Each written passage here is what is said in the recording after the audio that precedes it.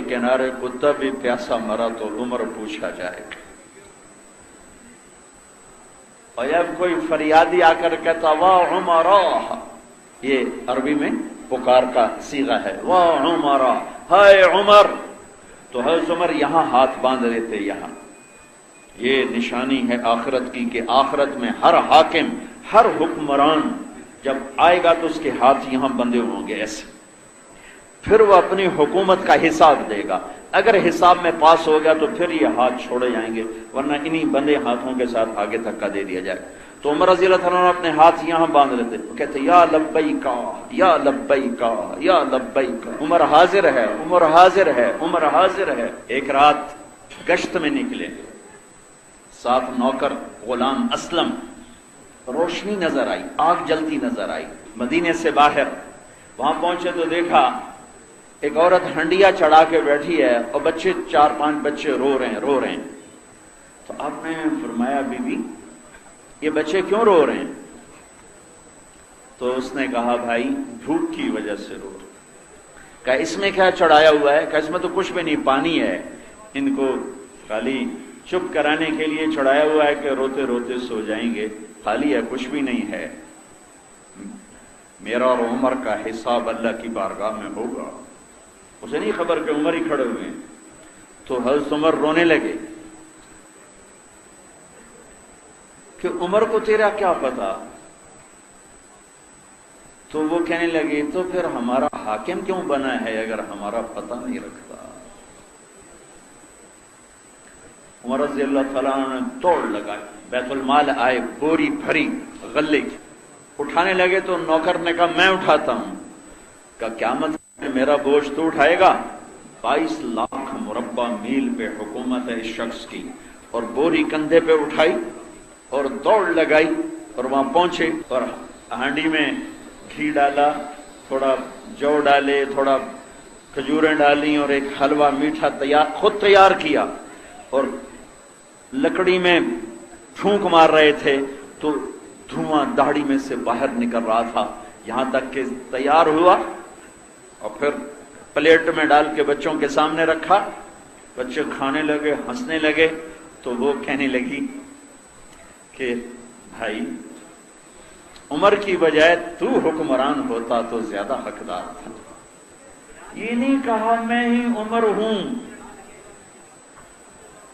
कहा बहन कल तू आ जाना, मैं उमर से तुझे मिला दूंगा, जब तू आएगी तो मैं भी वहीं हूं। ये नहीं बताया कि मैं उमर हूं। फिर बैठ के उन बच्चों को हंसते देखा, फिर उठ के चले तो कहने लगे असलम मैंने बच्चों को रोते देखा था, मेरा जी चाहा कि मैं इनको हंसते देखकर फिर यहां से उठूं, फिर यहां से उठूं। कहा तुम कल आ जाना, मैं तुम्हारा वजीफा लगवा दूंगा अमीरुल मोमिनीन से। मेरे भाइयों, कौमों के उरूज और ज़वाल के जो असबाब हैं वो अंदर बनते हैं, बाहर नहीं बनते, अंदर बनते हैं, अंदर। और सबसे बड़ी तबाही जो लाता है वो जुल्म लाता है, वो जुल्म लाता है, जुल्म लाता है। ये तो उस नबी की दुआ है कि अगर आप बीच में हायल ना होते तो मां की फरियाद, मजलूम की फरियाद, धोखे से भरे हुए बाजार, नौजवानों की नाफरमानियां, ताकतवर का जुल्म सितम, ये तो फाड़ देता है जमीन आसमान को। उसको दुआ दो, दुनिया से जाने का वक्त आया है। 12 रबीउल अव्वल है, 7 जून 633 ईस्वी, जिब्रील अंदर आके खड़े हुए, गर्म दोपहर। आपने फरमाया क्या हुआ? का बाहर मौत का फरिश्ता खड़ा है, अंदर आने की इजाजत चाहता है। आपने कहा आ जाए। मलकुल मौत अंदर आएगा, अस्सलामु अलैका या रसूल अल्लाह। का या रसूल अल्लाह, आप पहली हस्तियां हैं जिन्हें मैं सलाम कर रहा हूं, मैंने आज तक किसी को सलाम नहीं किया। आप पहली हस्ती हैं जिनके बारे में अल्लाह ने फरमाया पूछ के अंदर जाना, बिन पूछे न जाना। जहां मौत भी पूछ के दाखिल हो, क्या किया है उसके साथ? کہاں نظر آتی ہے اس کی سیرت؟ صرف 12 دن کے جلسے کا نام سیرت ہے، صرف 10 دن کے رونے دھونے کا نام کربلا ہے۔ کربلا کا بھی مذاق اڑایا، سیرت کا بھی مذاق اڑایا۔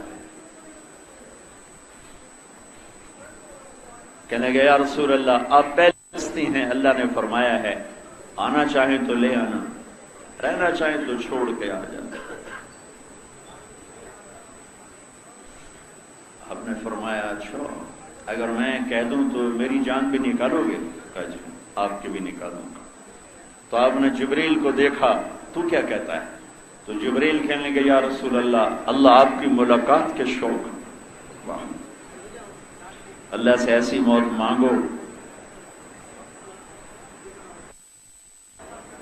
ہائے ہائے، کہ جب جانا ہو تو اللہ ملاقات کے شوق میں ہو، ایسی موت نہ آئے کہ بھاگا ہوا مجرم پکڑا ہوا واپس لے جایا جا رہا ہو۔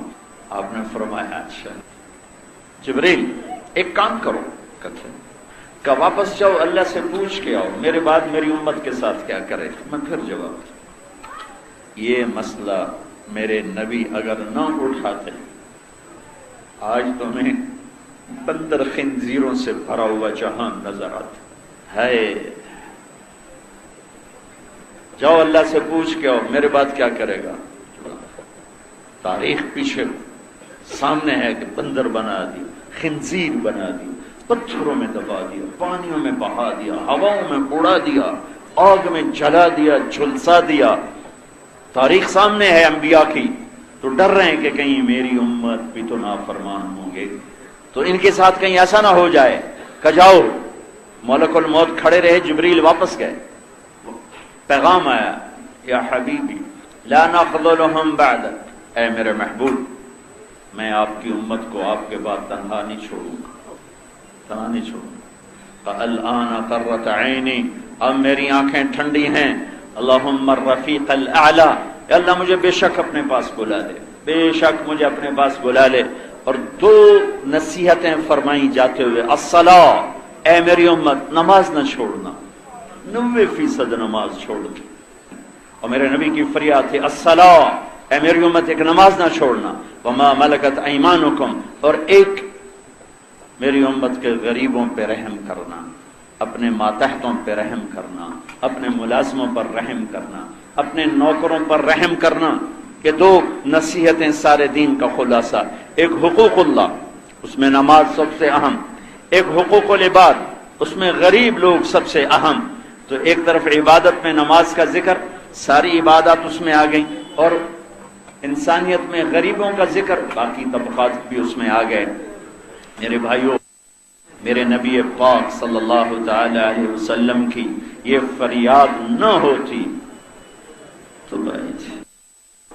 تو میں نے شروع میں کہا تھا کہ اللہ یہ چاہتا ہے کہ اللہ کی بتائی ہوئی ترتیب پر چلو، اللہ کے بتائے ہوئے نظام پر چلو، جس میں سے ایک بات میں نے کہی، الصدق ینجی والکذب یہلک، جھوٹ نجات ہلاک کرتا ہے اور سچ نجات دیتا ہے۔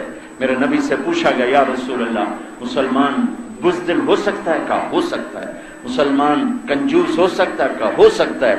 یا رسول اللہ مسلمان جھوٹ بول سکتا ہے؟ کہا نہیں، جھوٹ نہیں بول سکتا، جھوٹ نہیں بول سکتا۔ حجاج بن یوسف نے ایک آدمی سے پوچھا لوگ میرے بارے میں کیا کہتے ہیں؟ کہا اگر میں نے تمہیں بتایا تو مجھے بھی قتل کر دے گا۔ کہا نہیں کچھ نہیں کہتا، بتاؤ کیا کہتے ہیں؟ تو اس نے ساری 4 شعر لگا دی، یہ کہتے ہیں، یہ کہتے ہیں، یہ کہتے ہیں۔ اس میں ایک یہ تھا بہت جھوٹا ہے، سنتا رہا، ساری سننے کے بعد کہنے لگا ساری باتیں سچ ہیں، صرف ایک بات غلط ہے کہ مجھے جھوٹا کہتے ہیں۔ جب سے میں نے ہوش سنبھالا ہے میں نے زندگی میں جھوٹ کبھی نہیں بولا، میں نے زندگی میں جھوٹ کبھی نہیں بولا۔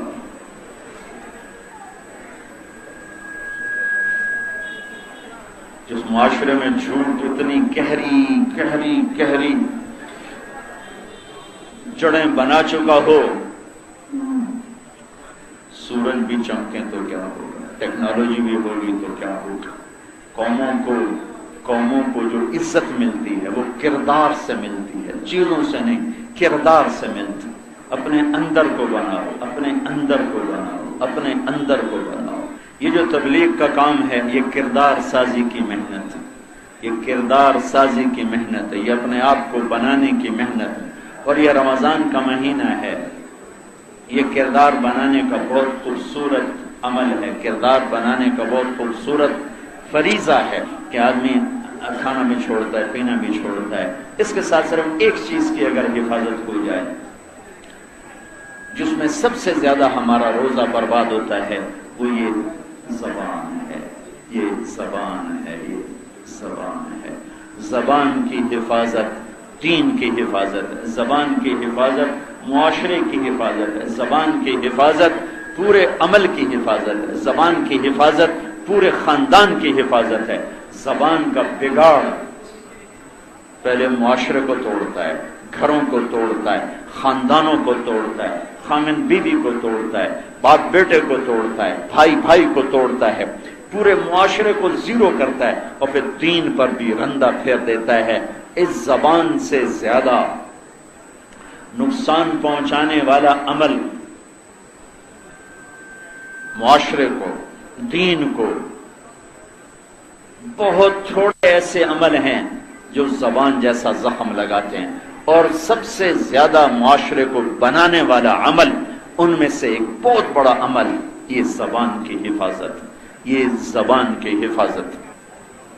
معاذ بن جبل ایک صحابی ہیں، ان سے انہوں نے عرض کیا، یا رسول اللہ کوئی جنت کا راستہ تو بتائیں، انبئنی بعمل یدخلنی الجنہ، کوئی جنت کا راستہ تو بتائیں۔ آپ نے فرمایا بہت بڑی بات پوچھی ہے تم نے، تقیم الصلاۃ المکتوبہ، تؤدی الزکاۃ المفروضہ، تصوم رمضان وتحج البیت، کہ ایک تو فرض نماز ادا کر، ایک زکوٰۃ ادا کر، رمضان کے روزے رکھ، اللہ کے گھر کا حج کر۔ پھر فرمایا تمہیں جنت کے دروازے بتاؤں؟ کہا جی بتائیے۔ آپ کا الصوم جنہ، روزہ، والصدقہ تطفئ الخطیئہ کما یطفئ الماء النار، اور اللہ کے نام پہ خرچ کرنا گناہوں کو ایسے بجھاتا ہے جیسے پانی آگ کو بجھاتا ہے، اور رات کے اندھیرے میں اٹھ کر اللہ کو یاد کرنا۔ پھر آپ نے فرمایا کہ معاذ اب میں تمہیں دین کا سب سے عظیم عمل، دین کا چوٹی کا عمل، دین کا ستون، دین کی چوٹی اور دین کا سب سے عظیم عمل بتاؤں؟ الا انبئک برأس الامر وعمودہ وذروۃ سنامہ، تمہیں دین کا ستون، دین کی چوٹی، دین کی بنیاد بتاؤں؟ کہا جی ہوا وہ کیا ہے؟ کیا؟ تو مجھے دیکھو، آپ نے ایسے زبان نکالی، راس الامر، ذروۃ السنامہ، عمود، عمود، ذروہ، راس، تین چیزیں بتائیں۔ چوٹی کا عمل، سب سے اونچا عمل، بنیادی عمل کیا ہے؟ تو آپ نے کہا معاذ یہ دیکھو کہ یہ زبان قابو میں رکھنا، یہ زبان قابو میں رکھنا۔ تو اس پر حضرت معاذ کہنے لگے یا رسول اللہ انواخذ بما نقول، کیا ہمارے کہے پر بھی پکڑ ہوگی؟ تو آپ نے کہا ثقلتک امک یا ابن جبل وهل يكب الناس في نار جہنم الا حصائد السنتهم، سب سے زیادہ جہنم میں دھکا دینے والی زبان ہوگی۔ یہ معاذ بن جبل کون ہے؟ یہ 1.25 لاکھ صحابہ میں واحد صحابی ہیں جنہیں اللہ کے نبی نے کہا اے معاذ میں تم سے پیار کرتا ہوں، اور یہ واحد صحابی ہیں جن کے بارے آپ نے کہا قیامت کے دن میری امت کے علماء کا جھنڈا معاذ کے ہاتھ میں ہوگا۔ اور یہ واحد صحابی ہیں، آپ نے ہزاروں صحابہ کو اللہ کے راستے میں رخصت فرمایا، روانہ فرمایا، لیکن معاذ بن جبل واحد صحابی ہیں جن کو رخصت کرنے کے لیے آپ 7 میل کا سفر کر کے گئے، 7 میل ان کے ساتھ پیدل گئے جرف تک۔ اور میں ان کی ابھی میں اردن گیا تھا تو میں ان کے مزار پر حاضری دینے گیا، تو جب میں مزار میں داخل ہوا تو سارے کمرے میں خوشبو پھیلی ہوئی تھی۔ میں سمجھا کسی نے خوشبو چھڑک دی ہے۔ مغرب سے پہلے نماز پڑھی، مسجد ساتھ تھی، نماز پڑھ کے دوبارہ گیا، پھر خوشبو تھی۔ ایک اور صاحب وہاں کھڑے تھے تو وہ انہوں نے میرے چہرے سے محسوس کیا کہ میں دیکھ رہا ہوں کہ یہ خوشبو کیسی ہے۔ وہ مجھ سے کہنے لگے کہ میرے دوست یہ خوشبو 24 گھنٹے اس قبر سے آتی رہتی۔ اور میں نے دیکھا تاریخ وفات 18 ہجری 1417 سال گزر گئے اور اس بندے کی قبر سے خوشبو آ رہی ہے، خوشبو آ رہی ہے۔ اتنے بڑے مقام کے آدمی کو میرے نبی نے یوں سمجھایا جیسے چھوٹے بچے کو سمجھاتے ہیں، معاذ یہ زبان قابو میں رکھنا۔ تو میرے بھائیوں ہاتھ جوڑتا ہوں، اپنے دین کو بچانا ہے، اپنے معاشرے کو بچانا ہے، اپنے روزے کو بچانا ہے، زبان قابو میں رکھو، زبان قابو میں رکھو، زبان قابو میں رکھو۔ گھر اجڑ گئے اس کے پیچھے، دین برباد ہو گیا اس کے پیچھے، دنیا برباد ہو گئی اس کے پیچھے، آخرت تباہ ہو گئی اس کے پیچھے۔ اس کو محبت کا عادی بناؤ، اس سے میٹھا بول بولنے کا اس کو عادی بناؤ۔ کڑوے بول انسان نکل ہی جاتے ہیں، معافی مانگو اللہ سے بھی، جس کے ساتھ بول گئے اس سے بھی۔ اب ایک صحابی ہیں ابو دجانہ، 1,24,000 صحابہ میں زیادہ سے زیادہ 200 صحابی ایسے ہیں جو جنگ بدر سے لے کر آخری حج تک اللہ کے نبی کے ساتھ رہے۔ 200 زیادہ سے زیادہ 200، کوئی کسی جنگ میں ہے، کوئی کسی میں ہے، کوئی کسی یہاں نہیں، کوئی وہاں نہیں۔ ابو دجانہ ان 200 میں ایک آدمی ہے جو جنگ بدر سے آخری حج تک ساتھ رہے۔ یہ اتنا بڑے آدمی ہے۔ احد کی جنگ میں آپ نے تلوار اٹھائی، کہا یہ تلوار کون لے گا؟ کئی صحابہ کھڑے ہو گئے تو آپ نے فرمایا اس کا حق کون ادا کرے گا؟ تو سارے پیچھے ہٹ گئے، صرف 3 آدمی کھڑے رہے، حضرت زبیر، ابو دجانہ اور حضرت عمر رضی اللہ تعالیٰ عنہ۔ تو آپ نے وہ تلوار نہ زبیر کو دی نہ عمر کو دی، ابو دجانہ کا وہ تلوار تھی۔ یہ میں تھوڑا سا ابو دجانہ کا آپ کو خاکہ بتا رہا ہوں تاکہ آگے جو کچھ انہوں نے کہا ہے اس کا وزن آپ کو معلوم ہو سکے۔ ابو دجانہ نے تلوار اٹھائی، سرخ پگڑی باندھی اور شعر پڑھے، انا الذی عاہدنی خلیلی اللہ اقوم الدہر فی الخیول، انا الذی عاہدنی خلیلی ونحن بالصفح لدى النخیل، اللہ اقوم الدہر فی الخیول واضرب بسیف اللہ ورسولہ۔ میں وہ شاہ سوار ہوں جس سے میرے نبی نے وعدہ لیا ہے کہ اس تلوار کا حق ادا کرنا ہے۔ خلاصہ یہ ہے، ترجمہ نہیں خلاصہ۔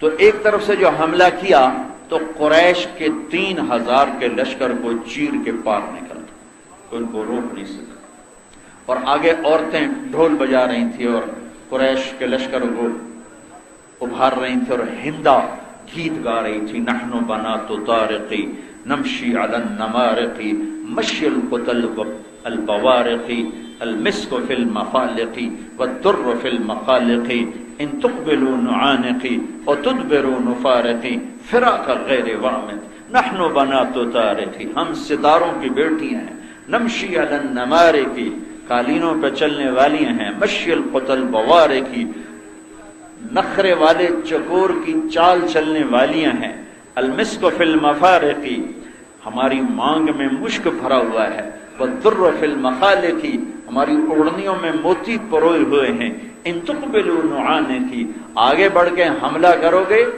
تو ہم تمہیں گلے لگائیں گے، اور تدبرون فارقی، اور اگر پیچھے ہٹو گے تو ہم تمہیں دھکے دے کے ذلیل کر دیں گی۔ یہ ہندا کے اشعار ہیں۔ تو جب ابو دجانہ سامنے آئے تو ساری عورتیں بھاگی۔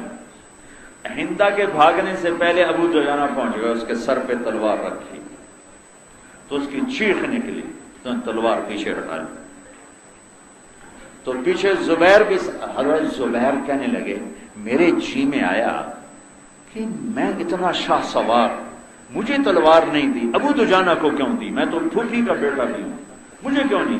میں دیکھتا ہوں یہ کیا کرتا ہے۔ تو وہ پیچھے پیچھے تھے، پیچھے پیچھے، تو تلوار ہٹائی تو زبیر کہنے لگے یہ کیا چلائی کیوں نہیں؟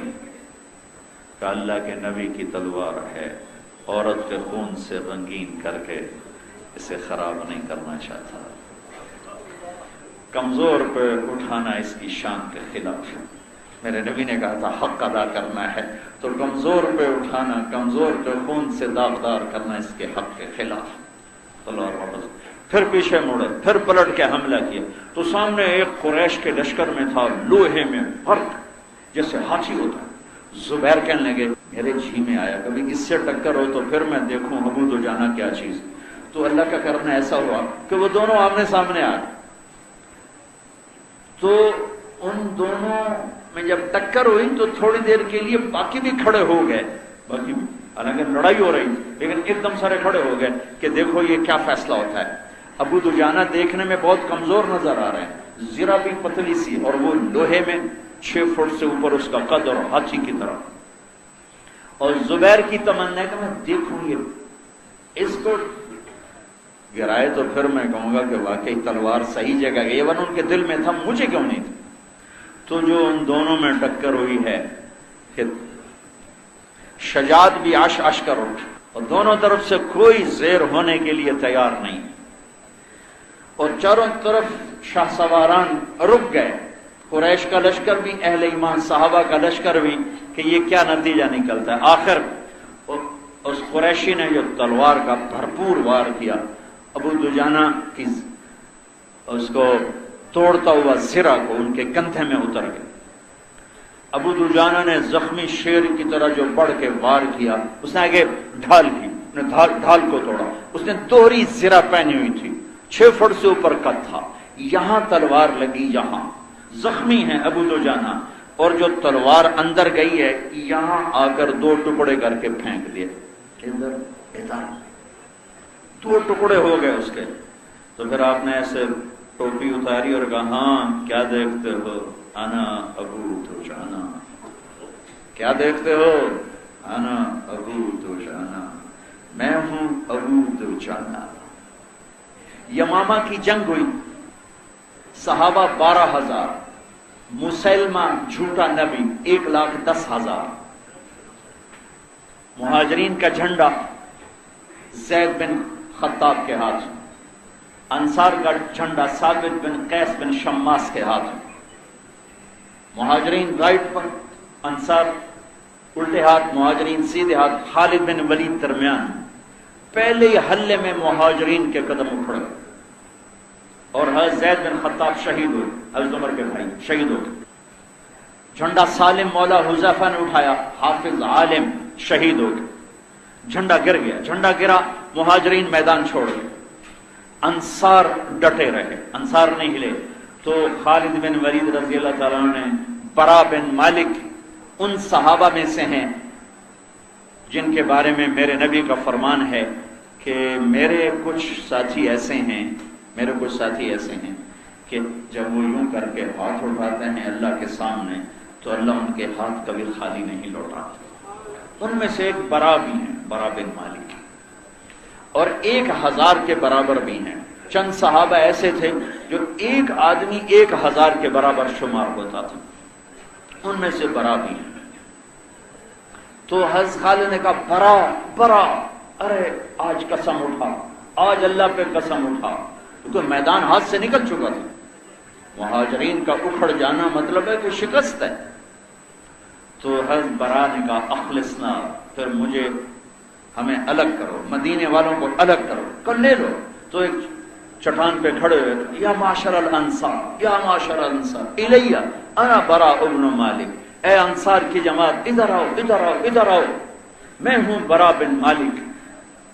تو 3000 مدینے والے اکٹھے ہوئے جلدی سے، 3000 بکھرے ہوئے تھے لیکن 3000 فوراً اکٹھے ہوئے، کہا اما المدینہ تو فلا مدینہ، اب مدینے کو دل سے نکال دو، ہا ہن المعشر، یہاں قبریں بنانے کی نیت کرو اور مدینے کا خیال نکال دو اور اپنی زریں اتار دو، تلواروں کی نیامیں توڑ دو اور آج اللہ کو راضی کر کے دکھا دو۔ تو 5 آدمی آگے بڑھے، براء بن مالک، ثابت بن قیس بن شماس، عباد بن بشر، کعب بن عجرہ، ابو دجانہ، ابو دجانہ، کعب بن عجرہ، عباد بن بشر، ثابت بن قیس بن شماس، براء بن مالک۔ ان 5 شاہ سواروں نے 3000 کو گائیڈ کیا اور 1,00,000 کے مجمع میں سوراخ کر دیا اور ان کو قلعے میں بند ہونے پہ مجبور کر دیا، اور قلعے کے دروازے تک پہنچتے پہنچتے پہنچتے ابو دجانہ شہید ہو، عباد بن بشر شہید ہو، ثابت بن قیس بن شماس شہید ہو گئے۔ یہ 2 بچے، کعب بن عجرہ اور براء بن مالک، انہوں نے فرمایا کہ ہمیں ڈھال پہ بٹھا کے پش کرو نیزوں کے ذریعے سے، تو ان دونوں کو ڈھالوں پہ بٹھا کے پش کیا تو یہ اڑتے ہوئے قلعے کی دیوار سے اندر قلعے میں جا کر گرے۔ 2 آدمی سامنے 1,00,000 کا جمع غفیر، دیوار کی ٹیک لگائی اور دروازے کی طرف سرکتے سرکتے سرکتے جا کے دروازہ کھول دیا۔ کعب بن عجرہ کا ہاتھ کٹ گیا، براء بن مالک سلامت رہے، دروازہ کھولا، سامنے خالد بن ولید تھے، انہوں نے دوڑ لگائی اور اندر داخل ہوئے تو وحشی حمزہ کا قاتل، وہ کہنے لگے مجھے خیال آیا آج اگر میں نے مسلمہ کو قتل کر دیا تو حمزہ کے قتل کا داغ میرے اوپر سے دھل جائے گا۔ اور وہ ایک ٹیلے پر کھڑا تھا تو کہنے لگے میں ایک طرف سے بچتا بچاتا اس کی طرف بڑھنا شروع ہوا، میں نے دوسری طرف دیکھا تو محمد بن مسلمہ وہ آگے بڑھ رہے تھے اس کو قتل کرنے کے لیے، اور ادھر سے میں تھا، اور ان دونوں سے عجیب و غریب ایک عورت وہ بیچ میں سے چیرتی ہوئی جا رہی ہے مسلمہ کو قتل کرنے کے لیے، لیکن چونکہ حضرت وحشی کا وار دور سے چلتا تھا، برچھا پھینکتے تھے، تو مسلمہ کی تلوار بلند ہوئی لیکن اس سے پہلے وحشی کا برچھا اس کو چیر کے نکل گیا، اور اوپر کھڑی تھی ایک لڑکی کوٹھے کی چھت پر، اس نے کہا ہے ہمارے آقا، اسے کالے غلام نے قتل کر دیا۔ یہ اس کی طرف شہادت چلی گئی کہ مسلمہ کے قتل کرنے وہی برچھا تھا جس برچھے سے حضرت حمزہ کو شہید کیا، وہی برچھا تھا، اسی برچھے سے ان کو شہید کیا تھا۔ میں تھوڑے سا آپ کو یمامہ کا قصہ سنا دیا، میں ابو دجانہ کی بات کر رہا تھا۔ ابو دجانہ رضی اللہ تعالی عنہ جنگ بدر سے لے کر آخری حج تک ساتھ رہے، یمامہ کی جنگ میں شہید ہوئے، اس کی فتح میں بنیادی کردار ادا کرنے والے 5 آدمیوں میں یہ ایک آدمی ابو دجانہ بھی تھے، ثابت بن قیس بن شماس تھے، عباد بن بشر تھے، کعب بن عجرہ تھے، براء بن مالک تھے۔ یہ ابو دجانہ ایک بات کہہ رہے ہیں، وہ بات نقل کرنا چاہتا تھا، اس لیے تھوڑی سی ان کی تاریخ آپ کو بتائی کہ ابو دجانہ ہیں کون۔ ابو دجانہ فرماتے ہیں لوگوں، میرے پاس بخشش کا سب سے بڑا عمل، ان ارجا عملی عندی، میرے پاس بخشش کا سب سے بڑا عمل کیا ہے حضرت؟ جنگ بدر، احد، حدیبیہ، خندق، خیبر، فتح مکہ، حنین نہیں، طائف نہیں، صحابی ہونا نہیں، حالانکہ ہر شے ہے۔ جنگ بدر کے شرکاء، پہلے ان کا سنو، جبریل نے کہا یا رسول اللہ آپ کے صحابہ میں سب سے بہتر کون ہیں؟ تو آپ نے کہا جو میرے ساتھ بدر میں شریک تھے 313۔ تو جبریل نے کہا یا رسول اللہ آسمان کے فرشتوں میں وہ فرشتے سب سے افضل ہیں جو جنگ بدر میں اتارے گئے تھے، 1000۔ ممدکم بألف من الملائکۃ مردفین، وہ 1000 فرشتے سب سے افضل۔ پھر میرے نبی نے فرمایا کہ اللہ نے کہا ہے بدر والے جو مرضی کریں میں نے معاف کر دیا۔ تو اب ابو دجانہ بدر میں شریک ہیں، ان کو یہ کہنا چاہیے تھا میرے پاس بخشش کا سب سے بڑا عمل بدر کی شرکت۔ ٹھیک ہو گیا؟ صلح حدیبیہ میں 1400 صحابہ شریک تھے، ان کے بارے میں اللہ نے کہا لقد رضی اللہ عن المؤمنین اذ یبایعونک تحت الشجرہ، اللہ ان ایمان والوں سے راضی ہو گیا جنہوں نے آپ کے ہاتھ پر بیعت فرمائی حدیبیہ۔ تو ابو دجانہ کہتے میرے پاس بخشش کا سب سے بڑا عمل حدیبیہ نہیں۔ پھر صحابی ہیں اور اللہ نے کہا کلن وعد اللہ الحسنى، اے میرے محبوب میرا وعدہ ہے تیرا ہر صحابی جنت میں جائے گا، ہر صحابی تیرا جنتی ہے، میرا وعدہ ہے۔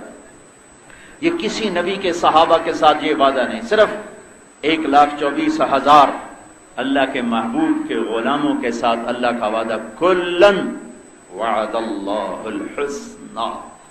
ہاں برابر نہیں ہو سکتے پہلے اور بعد والے، لا یستوی منکم من انفق من قبل الفتح وقاتل، فتح مکہ سے پہلے والے اور بعد والے برابر نہیں ہیں، لیکن کلن سب جنتی ہیں، سب جنتی ہیں۔ تو کہتے میں صحابی ہوں، میرے لیے سب سے بڑا عمل صحابی ہونا ہے، میں بدر والا ہوں، میرے لیے بخشش کا عمل بدر ہے، میں صلح حدیبیہ والا ہوں، میرے لیے بخشش کا عمل حدیبیہ ہے۔ لیکن یہ کیا کہہ رہے ہیں کہ لوگو ان ارجا عملی عندی، میرے پاس بخشش کا سب سے بڑا عمل یہ ہے ما آذیت احدا بلسانی، میں نے زندگی میں کسی کو اس زبان سے دکھ نہیں پہنچایا۔ میں نے زندگی بھر اس زبان سے کسی کو دکھ نہیں پہنچایا۔ ہائے ہائے ہائے، آج ہمارے منہ میں زبان نہیں ہے، دوری دھار کا خنجر ہے، دوری دھار کا خنجر۔ وہ ممبر پہ بیٹھتا ہے تو اور طرح وار کرتا ہے، وہ عدالت کی کرسی پر بیٹھتا ہے اور طرح وار کرتا ہے، وہ گھر میں ہوتا ہے اور طرح وار کرتا ہے، وہ بازار میں ہوتا ہے اور طرح وار کرتا ہے۔ یہ زہریلی ناگن ہے جس نے میرے معاشرے کو ڈس ڈس کے تباہ کر دیا ہے۔ ہندوستان ہمارا دشمن اور امریکہ ہمارا دشمن اور ہندوستان ازلی دشمن۔ ارے تم اپنی ذات کے دشمن خود ہو، تمہارا کوئی دشمن نہیں، تم اپنی ذات کے دشمن خود ہو۔ سازشوں سے کبھی قومیں برباد نہیں ہوتی، ہمیشہ قوموں کی بربادی کردار کی بربادی سے آتی ہے۔ امریکہ کی سازش اور ہندو کی سازش اور فلاں کی سازش، یہ سارا مری جھوٹ بول رہا ہے، یہ امریکہ کی سازش ہے۔ رمضان میں زنا کر رہے ہیں، یہ امریکہ کی سازش ہے۔ سارے مری کے بینکوں میں سود پہ پیسہ پڑا ہوا ہے، یہ ہندوستان کی سازش ہے۔ باپ ڈر رہے ہیں، دکاندار دھوکے باز ہے، وکیل اپنا علم زانی کے ہاتھ بیچ گیا ہے، یہ ساری دشمن کی سازش۔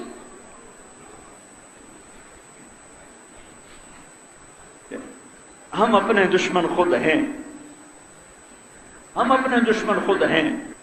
ان اللہ لا یغیر ما بقوم حتی یغیروا ما بانفسہم، کردار ختم ہوتے ہیں پھر میرے اللہ کا نظام حرکت میں آتا ہے۔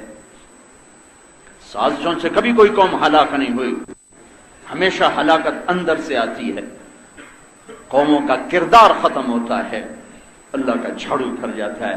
یہ تو اس کملی والے کو پر درود و سلام پڑھو، ان کی دعائیں نہ ہوتی تو ہم بندر خنزیر بن چکے ہوتے ہیں۔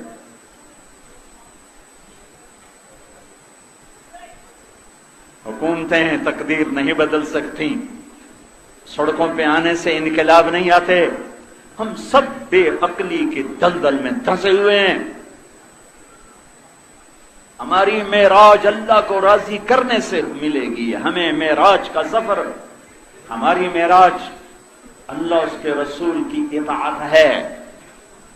آخرت کو آگے رکھو، دنیا کو بھی، حضرت علی کا فرمان ہے، بے دنیا کا بے آخرت، ولا تبع آخرتک بدنیاک۔ یہ اپنے بچوں کو وصیت نامہ لکھوایا، اس وصیت نامے کا ایک لفظ بتا رہا ہوں کہ میرے بچوں، دنیا اور آخرت ٹکرائیں گے تو اس وقت دنیا بیچ دینا، آخرت نہ بیچنا۔ اللہ